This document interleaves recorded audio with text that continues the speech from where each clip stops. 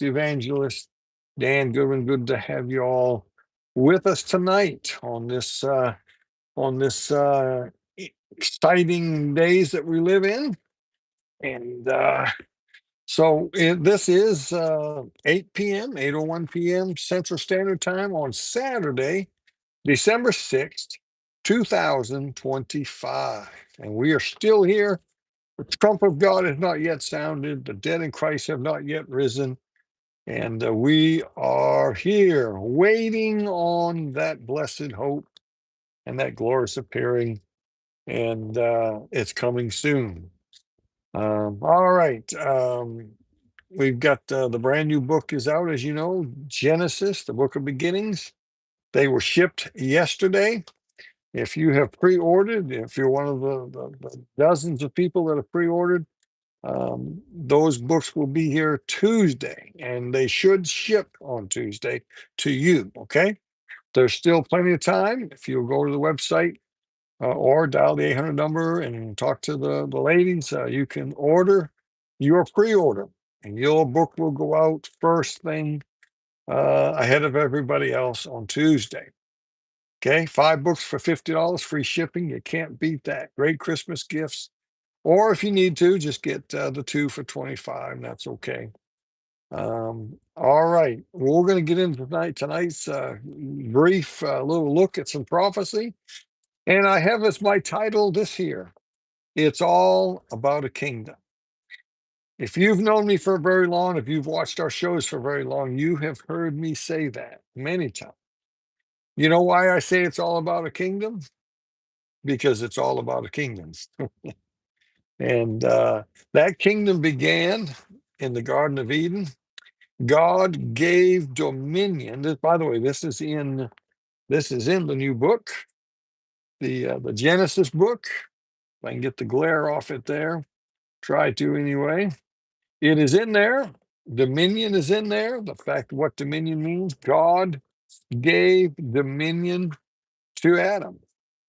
And what does dominion mean? Well, you'll have to get the book and read up on that and see what you can find. We got all kinds of stuff. First mention of Satan, first mention of two genders, male and female, first mention of marriage.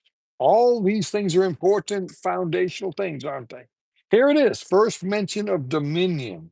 Genesis chapter 1, verse 26. And God said, let us make man in our image, after our likeness, and let them have dominion over the fish of the sea, and on and on there.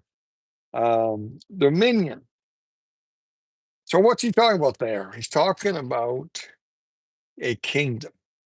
The kingdom was given to Adam. Adam had all authority. He answered to nobody but God. And really only answered to God over that one tree. And God gave the kingdom to Adam.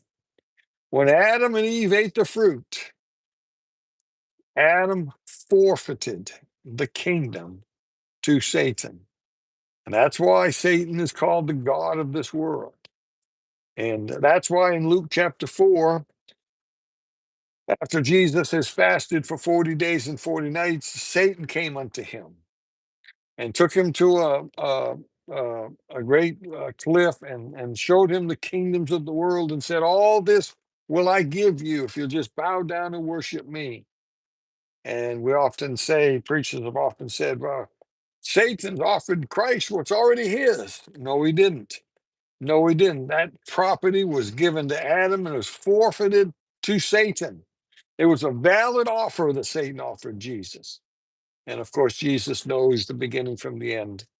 And that's what the Jubilee is all about. Christ is coming back to take back what was originally his, the kingdom. Okay, the planet Earth, the universe. And so let me share a couple things here. It's all about the kingdom. The Lord gave dominion of the planet to Adam. To have dominion means to have authority. When Adam sinned, he forfeited the title deed of planet Earth to Satan, who was seeking to bring in a powerful one world kingdom, which he will do. when the rapture happens, the Antichrist is going to be on the verge of setting up the one world kingdom. And by the middle of the tribulation, of course, he will succeed, and he will be the God of this world officially. And so the kingdom, okay, thy kingdom come. The Jubilee is all part of this. And the Jubilee's been the theme of my ministry for many years, God's Final Jubilee Ministries. It was that before we ever had Prophets in the Spotlight. And the Jubilee is a pretty big deal in the Bible. And many preachers go through seminary and Bible college and don't even understand the Jubilee or the significance of the Jubilee. In Revelation chapter 4, verse 1 is the rapture. The entire church age for 2,000 years is chapter 2 and 3 of Revelation. Chapter 4, verse 1, behold, a door was open. After this, behold, a door was open in heaven. I heard a voice as of a trumpet saying, come up hither. And so there you have it, the Jubilee. Um, the Jubilee is gonna show up here when you turn the page. Raptures chapter 4, verse 1. All the saints are taken to heaven.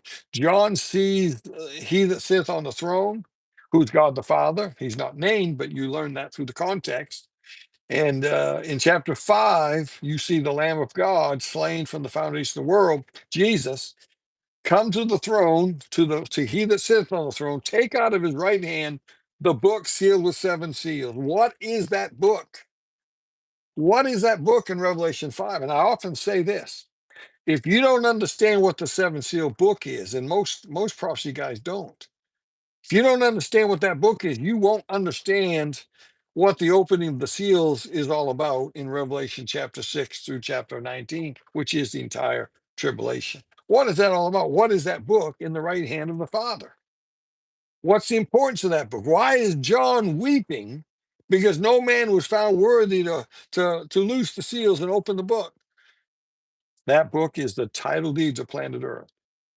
It's all about a kingdom. There's the title deed to the kingdom forfeited by Adam under the curse, and the curse must be redeemed for the new owner to take over, for Jesus Christ to come back and settle and begin the kingdom age here on the earth. That's going to take place during the 7 year tribulation. The earth is part of the curse of Genesis 3. Um, and it's going to be redeemed during the tribulation. Christ will come back on the white horse, Revelation 19. He'll have in his hand the seven sealed book, which is unsealed, which is the title deed to the planet. And he'll come back and take what was his. And by the way, it will be on a jubilee. It'll be on the 120th jubilee from Adam. And read Revelation 6:3 sometimes. My spirit shall not always dwell with man, but his days shall be 120 years. I believe that's talking about 120 Jubilee cycles. And 6,000 years has 120 50-year periods of time, Jubilees. And so, see, this thing is all timed. Some of you get it too complicated. Well, you don't know, you can't figure this out. He can come anytime. No, he can't come anytime. What does the Bible say? He's coming at the day appointed. What is the day appointed? He's coming back on the white horse at the exact end of the 6,000th year to set up the kingdom age for 1,000 years, finishing off a perfect 7,000 year earth. What's so complicated about that? Why do some people struggle with that? Say, well, you don't know the day of the hour. Nobody can. He could come in the summer. He could come. Uh, I don't believe that. I don't, well, some people say, well, he's coming when the last soul gets saved. No, there's nothing in the Bible that says any such thing. What it does say is he's coming at the day appointed. And I believe you'll find that in Proverbs chapter 6, if I'm right.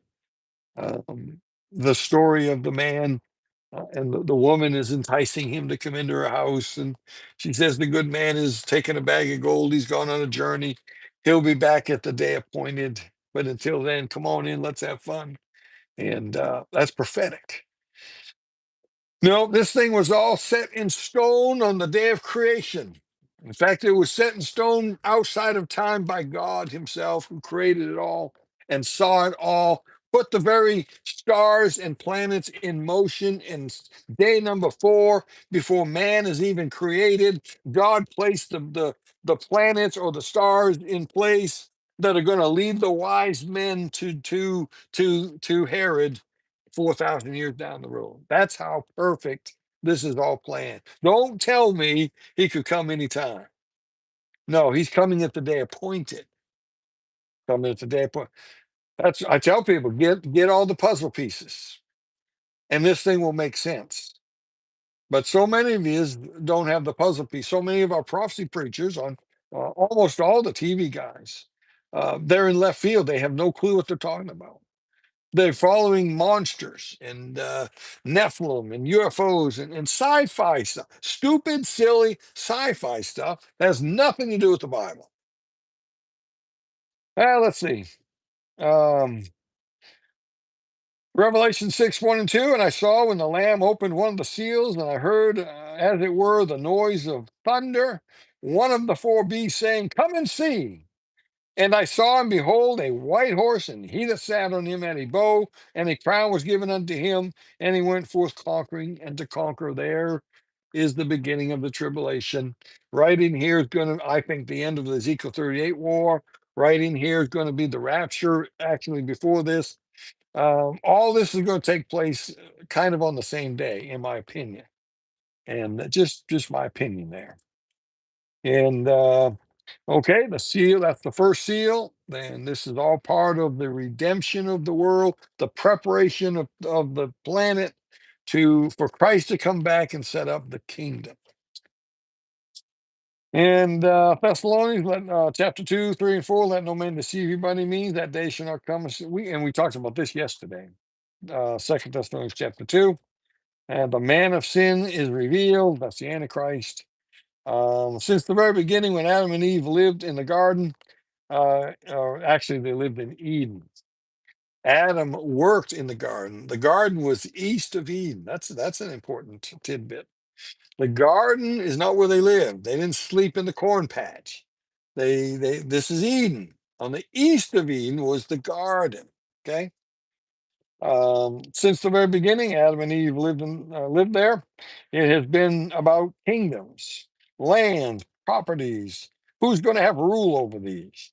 From neighbors arguing over property lines, ranchers and range wars, and the Wild West to the Civil War, and even world wars. It is all about controlling kingdoms and lands, isn't it? And everything is in place. The clock is ticking down. Thy kingdom come. It's almost ready. It's almost ready for the Lord to take us out of here, have the marriage supper, do the redemptive work of the earth that's got to be done for the curse. And God gave the kingdom to Adam, who forfeited it to Satan. Ever since, the kingdoms of the world have been under the dominion of Satan, who is working to bring about a one world kingdom. You see, Satan's the counterfeiter. He's trying to bring in a kingdom just like God is bringing down the kingdom. He's uh, he's the counterfeiter, and and he's going to do it. And then Christ is the stone cut out of the mountain without hands. Daniel chapter 2. It's going to strike the statue that's up on its feet, the head of gold, and the arms and chest of silver, all the way down to the 10 toes, stands upon its feet. It's the one world kingdom at the end time. The stone cut out of the mountain without hands, which is Jesus Christ, is going to strike that statue in Revelation 19, I think verse 11, and topple the world empire just like he ended the empire in Genesis chapter 11, and where they tried to build the tower to heaven there and have a one world kingdom. God's going to end that again. Okay. So understand this. Understand what I mean here. It's all about a kingdom. What's happening in the world today is all about a kingdom. The Antichrist kingdom. No, they're not going to come out and tell you that. The Antichrist isn't going to tell you, hey, this is all about Satan's kingdom. He's not going to tell you that. See, it looks good, doesn't it? It looks good. Of course, it looks good. Sin always looks good, and evil always looks good. And but it's all about a kingdom. God's coming back to establish the kingdom. But what's going on in the deception and the wiles of Satan? What's going on in our country, even America, is the left and the world and the wicked are trying to establish a man-made kingdom, trying to keep Christ away and creating this utopia, this kingdom. All the old stories and all the fairy tales of the past, the great utopia, bringing in it's bringing in a kingdom. But most of them are not talking about God's kingdom. They're talking about man's kingdom. And that's what the Antichrist kingdom of the end times all about. And it's been going on for thousands of years, fighting over properties, fighting over rulership and kings. The kings of the world have fought for decades and centuries, haven't they? Why? Kingdoms. Kingdoms and authority and power and wealth. Kingdoms. Well, the Antichrist is going to finally do it after we're gone. He's going to establish a kingdom. He'll be God, and you'll have to have his mark to buy and sell in his kingdom. It'll be his kingdom, not yours, if you're left behind. And you'll have to receive the mark if you're going to live in that kingdom, buy and sell, have a house, have heat. It'll all be through the mark system. And we can clearly see that today, can't we? We can clearly see and understand the mark of the beast system. And all right, lots more I could share on that, but that hopefully whets your appetite. When I say it's all about a kingdom, remember I'm talking about two different things. It's one thing, but it's two different coming at it. One is the world and Satan and godless people, evil people trying to bring about a kingdom.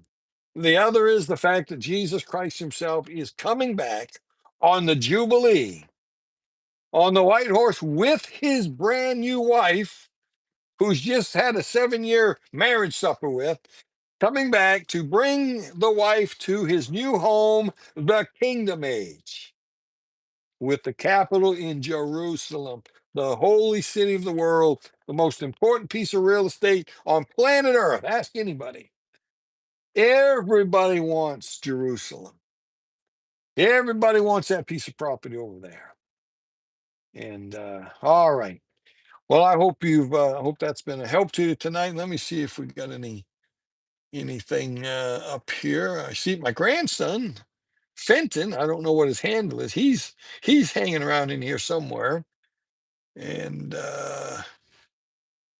Esther is here. Um, Please pray for my incision in my foot. It is really hurting today. So pray for Esther's foot and the pain that she's in. Let's see. Mrs. Mrs. I can't. I, without the glasses, I can't make the name out. I can't wait trying to, but it's exciting. And praying for you, Esther. Okay, great message, Mrs. It looks like Scullin or something like that, but I'm not sure I'm seeing it right. And hi from somebody there. And thank you from somebody there. All righty. All right. Facebook, I'll let you go first and get online. If you haven't yet, get your pre-order in. It'll help us. It'll help us with the finances of the ministry here in the book, the new book. Get on the website and order this. This is awesome stuff. Awesome stuff. It's in 3 parts. Get on and get that ordered. You'll never get the price that you're going to have right now. And that price will the pre-order will be up at least until Tuesday. I may leave it up a little while longer just for the sake of Christmas, But I may change the price just a little bit. The pre-order is the way to get this. Have it pre-ordered, and so get on there and do that if you could. It'll help us, and it's going to help you. It's going to help some folks that you give that to for Christmas or whatever you plan to do with it. And okay, so do that, and that'll be a help to us. Sometime Monday, I'm going to print the labels out, and I'm going to get the envelopes, have the label on. All I can do is stick the books in when I'm at because Owensboro, Kentucky, is where that those boxes are going to come. So I'll go in there, I'll open the box, and I'll stuff the envelope, seal them, and they'll go out right there. And that's where they ship anyway. I ship from there. Okay, so if you could do that, please get them ordered. Are you listening, Mr. Britt from Arkansas? You told me to remind you. I don't see you. I don't see your order yet, Brother Britt. So get on there and get that done, or I'm going to have to come down there. I'm going to have to come out there. And all right, Mrs. Cullen, thanks for praying for me. And I don't know who Mrs. Cullen is. Is she new to? Are you new to our thing, or I just don't recognize you? And either way, welcome. And someone's getting snow tonight. It says, "Well, it's Esther. Esther's getting snow tonight." And all right, let's see. So it's Mrs. Cullen, and I don't recognize the name, but sure glad to see you. All right, she's Mrs. Cullen is new. Welcome to the show. Remember, we're on television nationwide every Friday night, 7 Eastern time on CTN, but they're all here on YouTube. You don't have to watch it on TV, it's all on YouTube. And you can find the YouTube channel by simply typing in Prophecy in the Spotlight in YouTube, or just Google it. It'll pop up, or go to the website, prophecyinthespotlight.com. The YouTube channel is right there in the corner. You can't miss it. And there's hundreds of things to watch, and there's all these live streams as well. And okay, enough of that.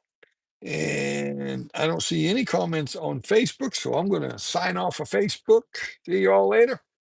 And YouTube here, I think we're done. Let me just double check and see if there's any other comments that I need to see. I've been following a while now. Just wanted to talk. Call anytime. I love to talk to the viewers. If call sometime, I think my phone number is probably there on the website, and we're always happy to talk to our partners and those who follow our ministry. We You're what this is all about, and I tell people all the time, if you don't have time for people, you're not in the ministry, because the ministry is people.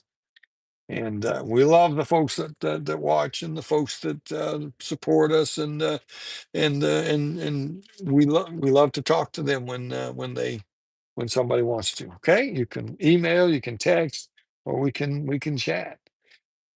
All right, God bless, and keep your eyes on them skies. Hang on one second. All right, 9-0. Okay, good. All right, keep your eyes on them skies.